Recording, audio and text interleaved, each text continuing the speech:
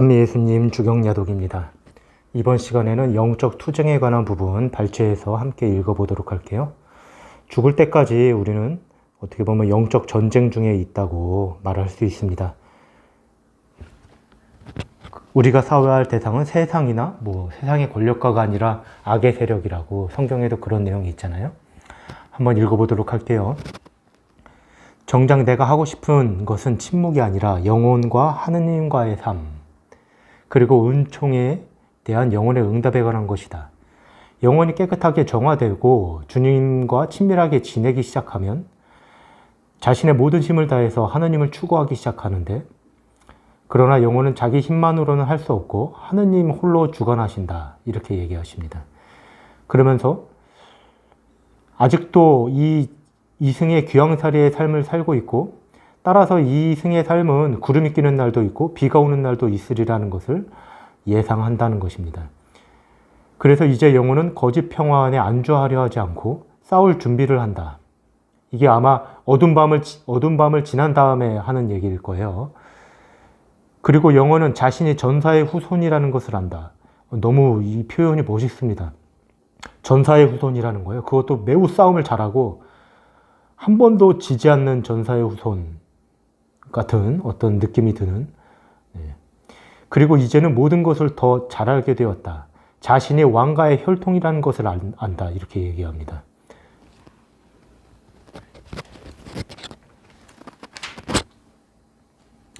기도, 영혼은 온갖 종류의 전투를 위해서 기도로 무장해야 한다. 이렇게 얘기하셔요. 무조건 기도 열심히 해야 된다. 이렇게 말씀하시고요. 여기도 나오죠. 나는 어떠한 공격도 두려워하지 않는다. 나는 하느님과 영혼들을 위해서 수고한다는 것이 얼마나 행복한 일인가. 나는 이 전투에서 조금도 쉬고 싶지 않다. 내 숨이 끊어지는 순간까지 내 주님이시며 임금이신 분의 영광을 위해 싸울 것이다. 나는 그분이 나의 왕좌 앞으로 나를 불러주실 때까지 내 손에서 칼을 내려놓지 않을 것이다. 하느님께서 나의 방패가 되어주시기 때문에 나는 어떠한 공격도 두려워하지 않는다. 우리의 원수가 우리를 두려워할 것이지 우리가 적을 두려워하지는 않는다. 야, 이게 적들의 입장에서는 얼마나 무섭겠어요? 사탄의 입장에서는 무서운 것일 겁니다, 아마. 언젠가 편찮으신 수녀님을 방문했다. 그 수녀님은 많은 덕행으로 유명한 분으로서 나이는 이미 84살이었다. 나는 그 수녀님에게 물어보았다. 수녀님께서는 확실히 주님 앞에 서실 준비가 되어 있으시지요? 그렇죠? 수녀님은 대답했다. 나는 이 마지막 시간을 위해 평생을 준비해 왔습니다. 그러면서 나이가 많다고 영적 싸움에서 면제되는 것은 아니랍니다. 이렇게 얘기했어요. 나이가 많다고 저절로 권위가 세워지는 게 아니고, 영적 싸움에서 절대 면제가 되는 것도 아니고 죽을 때까지 싸움이 된다는 거예요. 890번. 영혼은 쉴 때가 있고 싸울 때가 있다는 것을 안다. 자신의 의지를 통해서 영혼은 언제나 하느님과 함께한다. 영혼은 무사와도 같이 전투를 잘할 수 있도록 훈련이 되어 있다. 영혼은 먼 곳에서도 원수들이 어디에 숨어 있는지 알아보고, 이게 영적으로 높아지면 이미 먼 데서 본다는 거예요. 전투를 할 준비가 되어 있다. 영혼은 자신이 혼자가 아니라는 것을 안다. 이렇게 말씀하십니다. 어느 날 나는 한 가지 덕을 실천하고자 결심했다.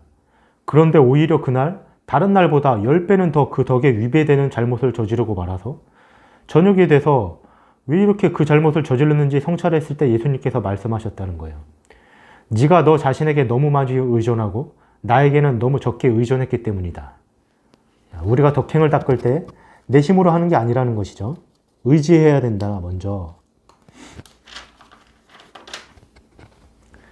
예수님께서 하신 말씀 쫙 있네요. 이제 네가 하늘나라에서 나를 만날 것이고 이 말씀을 하십니다. 그러나 아이야, 너는 아직 아버지의 나라에 있는 것이 아니다. 그러니 나의 은총으로 무장을 하고 가서 사람들의 영혼 안에 있는 나의 나라를 위해서 싸워라. 이치 싸우라고 하십니다. 왕가의 자손답게 싸워라. 그리고 너의 이 귀양살이의 나날들은 곧 지나가고 그와 함께 하늘나라를 위해서 공로를 쌓을 시간도 곧 지나간다는 것을 기억해라. 이 지상에서야 공로를 쌓고 하늘나라에서는 쌓지 못한다는 것이죠. 내 아이야, 나는 네가 영원토록 나의 자비를 찬양할 수많은 영혼들을 데려올 것을 기대하고 있다. 내 아이야, 네가 나의 부름에 합당하게 응답할 수 있도록 영성체를 통해 나를 받아 모셔라. 나는 영성체를 통해서 힘을 얻을 것이다. 너는 영성체를 통해서 힘을 얻을 것이다.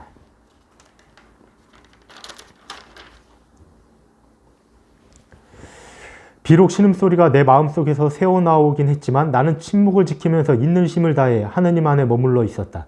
이게 사탄이 유혹할 때 했던 거예요. 그냥 말 안 하고 침묵하면서 계속 견디기만 했다는 것입니다. 마침내 유혹은 사라지고 기진맥진한 나는 곧 잠이 들었다. 이렇게 표현하네요. 끝까지 사탄은 가만히 있지 않아요. 1957번 마지막이네요. 내 딸아, 투쟁은 죽을 때까지 계속될 것이고 너의 마지막 숨과 함께 끝날 것이다. 너는 침묵으로 승리할 것이다. 이렇게 말씀하셨습니다.